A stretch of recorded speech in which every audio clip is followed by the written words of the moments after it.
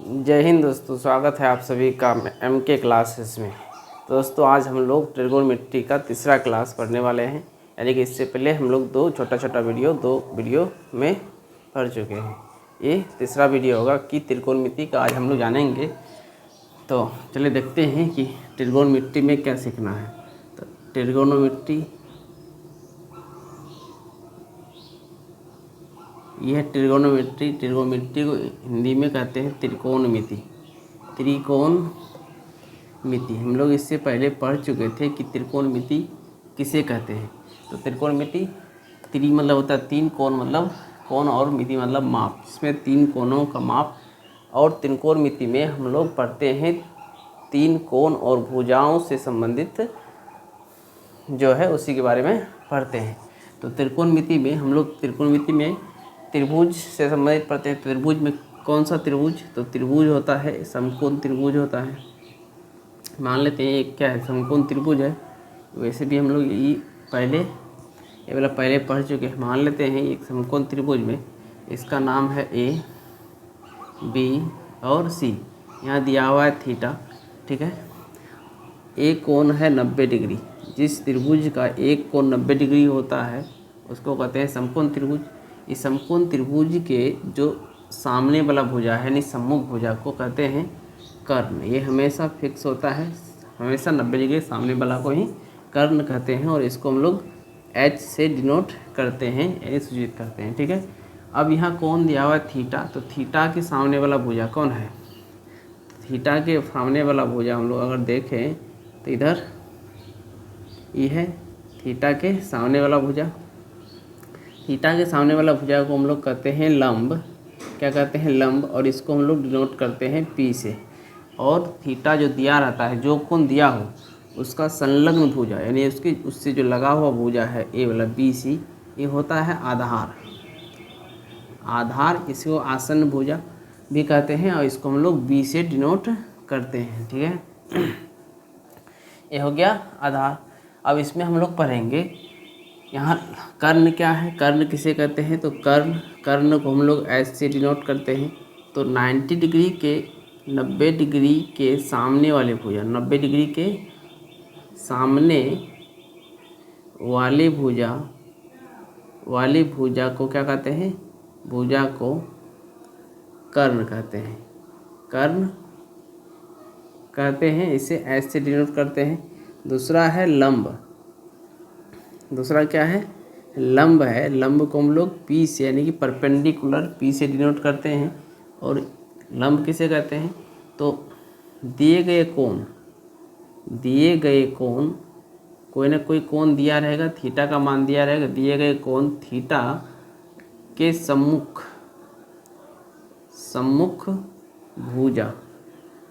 भुजा को क्या कहते हैं? लंब कहते हैं। क्या कहते हैं? लंब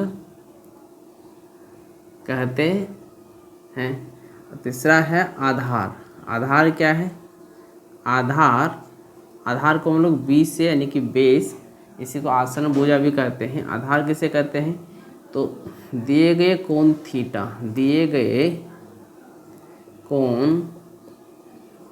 थीटा का संलग्न भुजा, थीटा का संलग्न भुजा को आधार कहते हैं, ठीक है। यहाँ से हम लोग कर्ण, लंब और आधार बहुत बढ़िया से समझ गए होंगे। तो यहाँ से हमेशा कर्ण और आधार, लंब और आधार जो है वह थीटा के बेस पर निकाला जाता है कि थीटा क्या दिया है। अगर थीटा यहाँ रहता यहाँ अगर थीटा रहता तो लंब हो जाता A वाला, ठीक है। तो यहाँ से उम्मीद है आप लोग समझ गए होंगे। अब इससे आगे हम लोग सीखेंगे कि त्रिकोणमितीय अनुपात, फिर उसका याद करने का क्या ट्रिक है वो जानेंगे। तो इसको हम लोग, उम्मीद है आप लोग समझ गए होंगे। तो यहाँ आप लोग नोट कर सकते हैं, जो भी 10th का स्टूडेंट हो या वैसे भी जिसको मैथ सीखने का शौक़ हो, ठीक है। तो इसको हम लोग बोर्ड को साफ कर लेते हैं ताकि अच्छे से फिर लिख सके। तो हम लोग यहाँ से देखेंगे फिर त्रिकोणमितीय अनुपात। त्रिकोणमितीय अनुपात। अब त्रिकोणमितीय अनुपात में हम लोग त्रिकोणमितीय अनुपात, इससे पहले हम लोग एक बार पढ़ चुके हैं, ठीक है। तो यहाँ दिया है थीटा, कोण थीटा के लिए त्रिकोणमितीय अनुपात क्या होगा, ठीक है। तो कोण थीटा के लिए त्रिकोणमितीय अनुपात हम लोग एक बार पढ़ चुके थे। साइन थीटा बराबर क्या होता है, लंब बटे कर्ण, फिर कोस थीटा बराबर होता है आधार बटे कर्ण। इसको हम लोग लिख सकते हैं, अगर शॉर्ट में लिखेंगे तो P बटे H, B बटे H, हम लोग शॉर्ट में ही लिखेंगे। साइन कोस, अब टेन का मान, टेन थीटा इक्वल टू होता है P बटे H। यहाँ उम्मीद है आप लोग समझ जाएंगे कि P मतलब क्या होता है, लंब, H मीन्स होता है कर्ण। कोट थीटा बराबर होता है टेन थीटा बराबर P बटे B होता है, और कोट थीटा B बटे P होता है, ठीक है। और दूसरा होता है कोसेक थीटा। कोसेक थीटा होता है H बटे P, और सेक थीटा बराबर होता है H बटे B। अब यहाँ से हम लोग जानते हैं, अब ये जो 6 त्रिकोणमितीय अनुपात है, त्रिकोणमितीय फैमिली है, ठीक है। फैमिली के जो सदस्य हैं वो किसके अपोजिट होते हैं।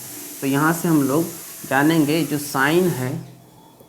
साइन थीटा है वह अपोजिट होता है कोसेक थीटा।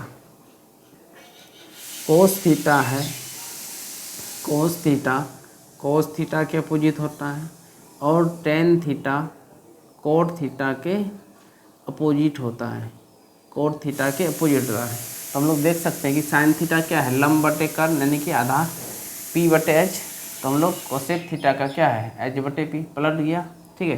तो आप लोग 3 अगर याद रहेगा, ये 3, तो ये 3 आराम से उसको प्लाट के निकाल सकते हैं, उल्टा के यानी इन्वर्स करके, ठीक है। अब हम लोग देखेंगे कि इस त्रिकोणमितीय अनुपात को याद करने का क्या ट्रिक है। एकदम आसानी से आप लोगों को रटना नहीं पड़ेगा, सिर्फ ट्रिक याद रखना है और एग्जाम में आराम से कर सकते हैं, ठीक है।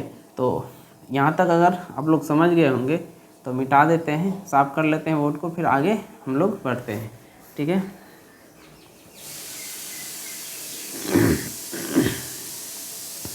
अब है कि याद करने का ट्रिक क्या है, याद करने का ट्रिक।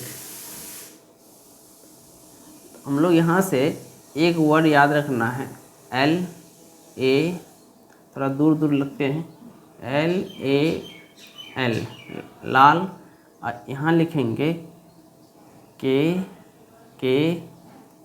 कक्का। यहाँ L का मतलब है लंब, यहाँ लिख देते हैं। L मीन्स क्या है, लंब, A मतलब आधार, और K मतलब है कर्ण,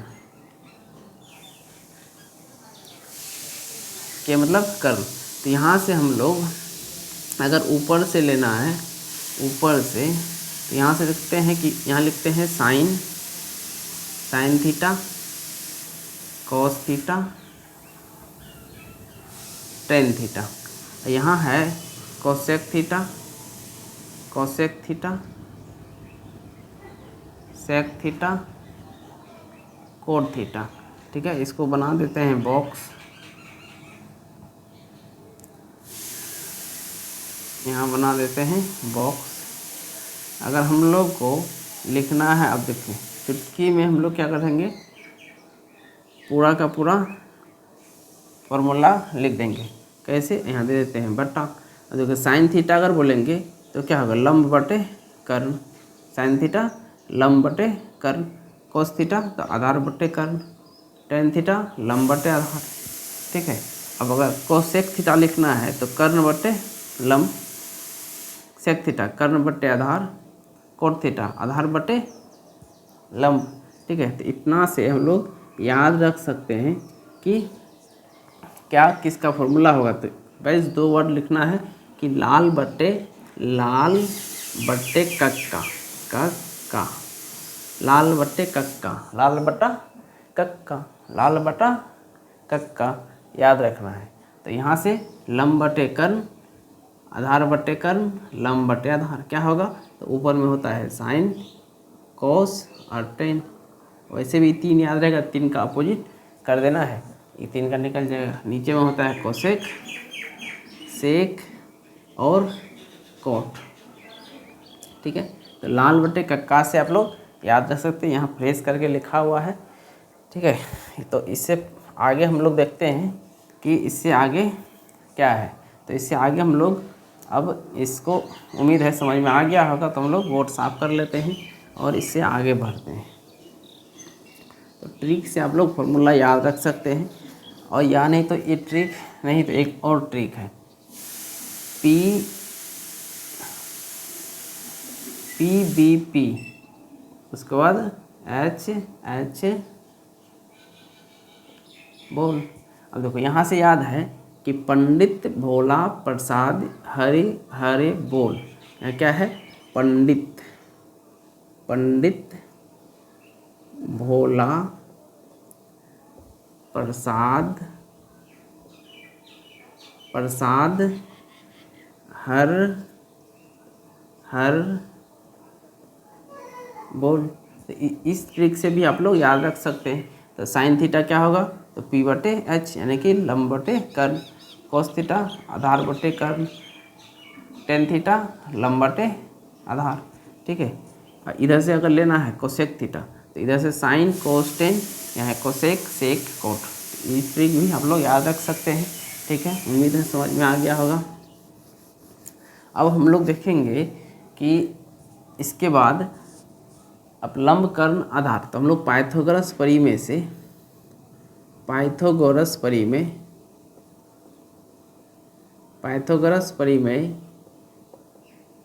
उम्मीद है आप लोग को पता होगा कि पाइथागोरस परिमेय जो है वह कहता है कि किसी त्रिभुज के 2 भुजाओं का योग, किसी त्रिभुज के 2 भुजाओं का योग, 2 भुजाओं का योग, 2 भुजाओं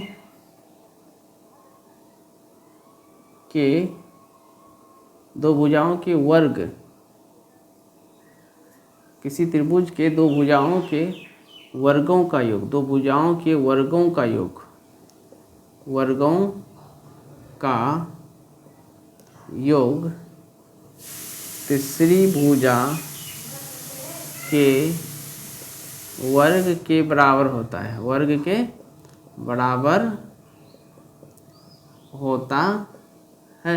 तो हम लोग यहाँ से देख सकते हैं कि एक त्रिभुज है, इसके सामने वाले वर्ग की भुजा कौन होगा, कर्ण। तो यहाँ से ये भुजा AC क्या है, कर्ण है।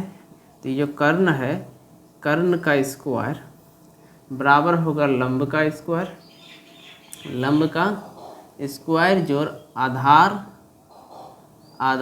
का स्क्वायर। ठीक है, तो यहाँ से हम लोग कर्ण इक्वल टू, अब इसको अगर H मान ले तो H square equal to P square plus B square होगा। तो यहाँ से H बराबर कितना हो जाएगा, root under P square plus B square. इसी तरह से और 2 फॉर्मूला लिख सकते हैं। क्या लिख सकते हैं, तो यहाँ लिखते हैं हम लोग, यहाँ H बराबर लिखे तो उसी तरह से P बराबर लिख सकते हैं। अब यहाँ हो जाएगा minus H square minus B square, और अगर B स्क्वायर बोलेगा तो H square minus P square. ठीक है, तो यहाँ से हम लोग इस तरह से 3 फॉर्मूला ये पाइथागोरस परिमेय से आया है, जो कि हम लोग इनमें से अगर कोई भी 2 भुजा दिया रहा है तो तीसरा भुजा ज्ञात करने के लिए हम लोग को ये हेल्प करता है। ठीक है, तो हम लोग आराम से इसको याद रख सकते हैं। वैसे भी सबसे बड़ी भुजा का वर्ग अन्य 2 सबसे बड़ी भुजा का वर्ग अन्य दो भुजाओं के वर्गों के योग के बराबर होता है। ठीक है, यहाँ लिखा हुआ है। सबसे बड़ी भुजा है कर्ण, अब लंब कर्ण का स्क्वायर बराबर लंब का स्क्वायर जो और आधार का स्क्वायर। ठीक है, तो यहाँ तक आप लोग उम्मीद है समझ में आ गया होगा। अब इस पर हम लोग चलते हैं कि कोई एक दो एग्जाम्पल बना लेते हैं ताकि इसका यूज कहाँ पे होता है। तो यहाँ तक उम्मीद है आप लोगों को समझ में आया होगा।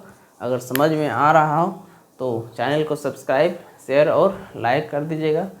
ठीक है, आगे देखते हैं, इसका एग्जाम्पल लेते हैं। ठीक है, इतना आप लोग नोट कर लीजिएगा, आप लोग एग्ज़ाम के लिए बहुत ही महत्वपूर्ण होने वाला है, बहुत ही इम्पोर्टेंट होने वाला है।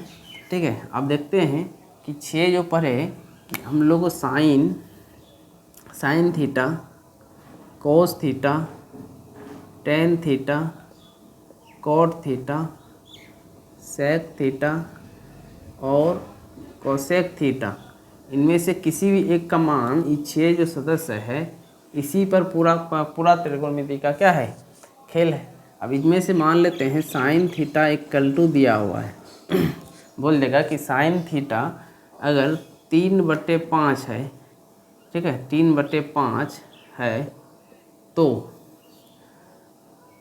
टेन थीटा का मान ज्ञात करें। टेन थीटा बराबर क्या होगा, वट मतलब क्या होगा। ठीक है, तो साइन थीटा हम लोग जानते हैं कि साइन थीटा क्या होता है, 3/4 दिया हुआ है, तो 3/4 साइन थीटा हम लोग जानते हैं पी बटे क्या होता है, एच, यानी कि लंब बटे कर्ण होता है।